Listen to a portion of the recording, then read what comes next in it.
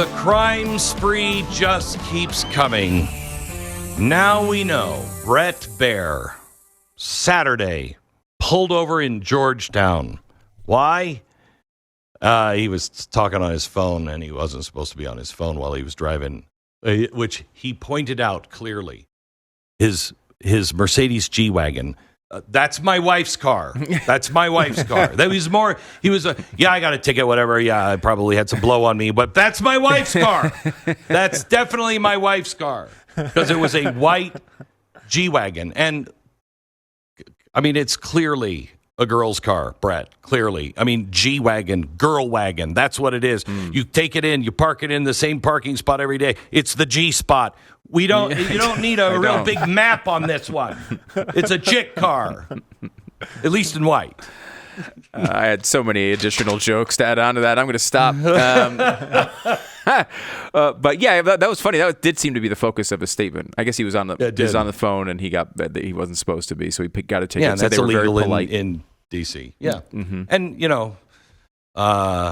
good for them pulling over Brett Bear and giving him a ticket. Good. I'm glad to see it. I mean, not that I want to see everybody. You know what I mean. Everybody, if you're breaking the law, you get a ticket, and it's good to see that that everybody is getting that. They had 56 arrests on Tuesday night. Don't have the number today, but it's probably about another 50, including an illegal MS-13 gang member. Which, by the way, has MSNBC, they're renaming it to MS Now, right? Yeah. Have they thought about MS-13? We give you the news headlines 13 times a day. We are MS-13. At least it'd be more accurate, really. It's pretty close. It's pretty close. That would be, it really is. Might be better. Might be actually a better name than MS Now. Right. So the stats in Washington, D.C., this seems to be working. Robbery now is down 46% versus the previous 7 days. So a week ago, look, the robberies have gone down 46%. ADW, aiding dumb whites. What is ADW? Assault with a deadly weapon. Yeah, assault. Okay. Down 6%. Carjacking down 83%. Car theft down 21%. Violent crime down 22%. Property crime down 6%. Now, here's what I don't get. After all of those stats, all crimes down 8%. How do you have these huge numbers and then it's all crime is only down 8%? Yeah, maybe you know what? Maybe people like Brett Bear with this phone is up like 45%, and that's offsetting it. Yeah, maybe that's what it is. Of course, I don't know because I'm sure there's a law in Washington D.C. You can't hitch your horse to like a lamp post. Right. I'm sure that's still on there. Yeah, and that's probably gone through the roof. I was talking to Drew Holden yesterday, writer, and he lives in D.C., and he was talking about the crime problem, and he described a situation near his house where a park was closed, one of their local parks that you could go and take a walk and walk your dog or whatever, and it was closed. Why was it closed? Because several hundred teenagers decided to schedule a quote-unquote fight in the park. Oh. So there was a massive brawl that broke out in this park, which meant they had to close the entire park. Now, that's not going to be 200 crimes, right? That's not how that's going to be. No, it's probably maybe one or two. However, it totally disrupted the lives of the people who lived around this park. Right? See, that's what people are missing. Ricky told us that a friend of hers was robbed. Somebody came up, took their wallet. He didn't even report it to the police. He's like, what are they going to do? They're never going to find my wallet. I'm not going to waste my time. So he didn't even report it. I don't know what crime this would be, but I've told you the story last time I was in Washington, D.C. My wife and I are just walking down the street, and a guy on a bike, a big black guy who looked insane, and I think he was seriously disturbed. But he rides his bike around. He's like, today's the day I'm going to kill me a white guy. I'm going to kill me a white man today. And he's pointing at me. And I'm like, well, too bad you don't see just behind me about 20 steps or 2 armed security guys. So give it a whirl, Jack. But I didn't report that.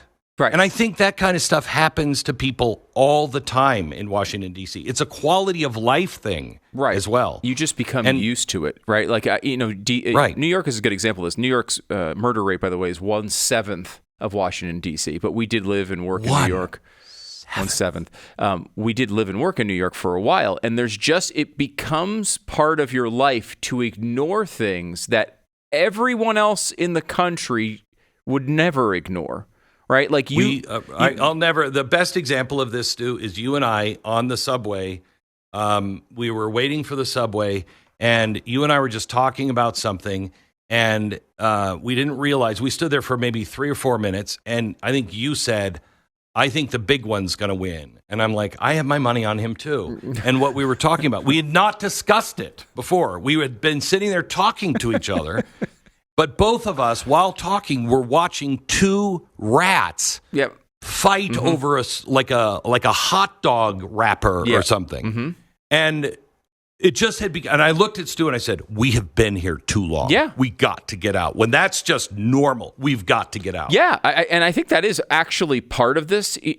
If you want to give a little bit of a break to the crazy people who are defending Washington, D.C. is this bizarre Disneyland, you almost start to delete these terrible experiences from your mind. It's the only way you can deal with them. Like I saw one guy actually post, he's like, "I'm sick of all these Republicans and Trump and MAGA people saying, how terrible this city is and how much crime there is. Sure, I've been mugged. And yeah, I had my car broken into, but this is a great city." And it's like, he had just disjointed himself from those experiences as if they didn't happen and as if that's normal for people. Yeah, everyone goes through those things. No, they don't. Like nowhere else I've ever lived did I expect that to occur. But that's not the same, which rat's going to win thing. No. Where you just get used to it. That's politics. If you're mugged, if it were reversed, and crime was going out of control and Donald Trump was not doing anything about it and this guy gets mugged, he'd be like, "Of course, what do you expect? The Republicans are in. They don't care about us. They don't care." I mean, that's politics. That's not just getting used to it. Getting used to it is having to step over the homeless person or the drug addict or, walking down the street and seeing, people that are all hunched over because they're on fentanyl or whatever it is. That's the kind of stuff you kind of get used to and you just don't see it anymore until somebody comes to visit you and then they're like, "You live here?" And you're like, "Oh yeah, you get used to it." You don't get used to being mugged. No. That's politics. No, but you like the person. It was a friend of Ricky's or talking about how the wallet was stolen. Like it's an experience that you remember.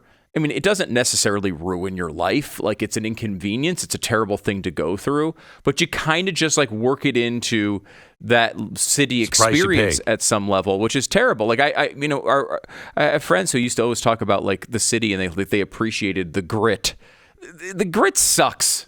Okay, I don't want the grit. The grit is nonsense. It is this like it's a justification for what you have to deal with on a day-to-day basis. Oh, it's a gritty city. Yeah, getting mugged there's no charm in that. I'm sorry. You want to have a dive bar that you like attending? That's grit, I suppose. Going to a place where you're getting things stolen from you, or you get beaten, or you get some weird fluid thrown at you, and you don't know what it was. Like that's the type of stuff that happens in these cities all the time. I know. It's awful. I know.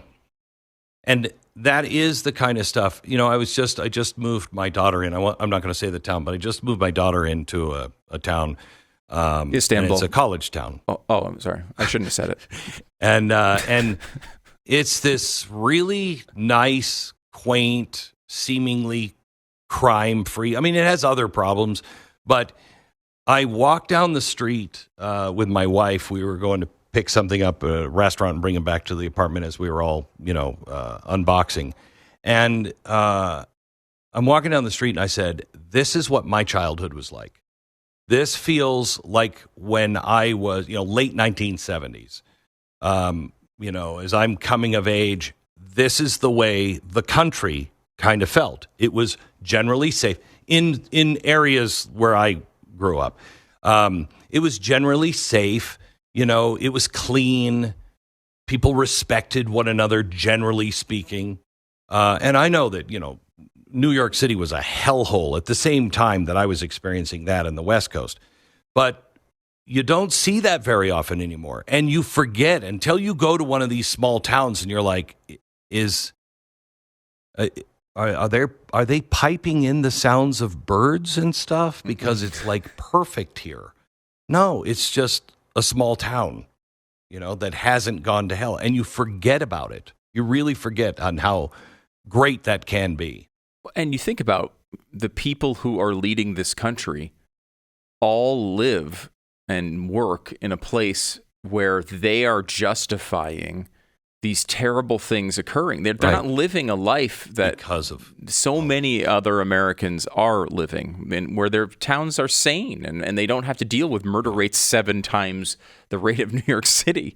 So and this is the trouble with this, of course, in some way, is that Washington has tools that no one else has, right? Like they can call in the federal government to take over their town and bring a bunch of troops in and do all these things that's not an option for a lot of cities. They're stuck with the Mamdanis and the guy in Minnesota who is now taking over their city and going to run it in the ground further. It's going to get much worse.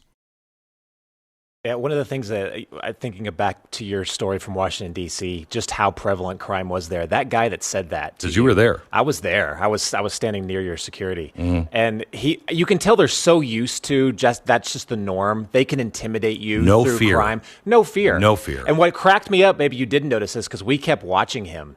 He gave us that crazy eye, went across the street, looked back, and we were still glaring at him as if we're not intimidated by this. And he actually had this look for a couple seconds like, did I not deliver the line correctly? Did it not work? And it stuck out in my mind, because if you refuse to be intimidated by this, like the administration of Donald Trump is now, refuse to be intimidated by this. And that is what they were doing right now, essentially. And their power goes away. So in Washington, D.C., I don't carry a gun. I'll travel when I'm in a city like that. I travel with somebody who has a badge, and they can carry a gun. And that was the reason why I wasn't really intimidated, other than, go ahead. But my wife was with the sweet me. Silence, the sweet, bring me the sweet relief. Sweet silence of death. Wouldn't it be bad if you get up to heaven and it is like, great, glad you're here. There's an election next week. You're like, what? No! But the average person doesn't have that. Imagine, you're walking your kids to school in the morning and they see that. Did you see that guy? Where was he? That came up and he was homeless and clearly nuts. I mean, that's part of it. It's not just crime. We have really sick people on the streets as well. This guy comes up to a mom pushing a baby carriage just on the street, just walking, minding her own business. And he gets in front of her and blocks her from moving. And he's like, "This is my baby. Give her to me. Give her to me." And tries to take. And luckily, living in a town where others see what's going on and race to the woman's defense. I don't know if that would have happened in New York City. I don't know if that would have happened in New York, or Washington, D.C. It's you don't dismiss the quality of life. And I'm really anxious to see what happens in 30 days, because in 30 days, Trump loses the ability to do this without Congress acting.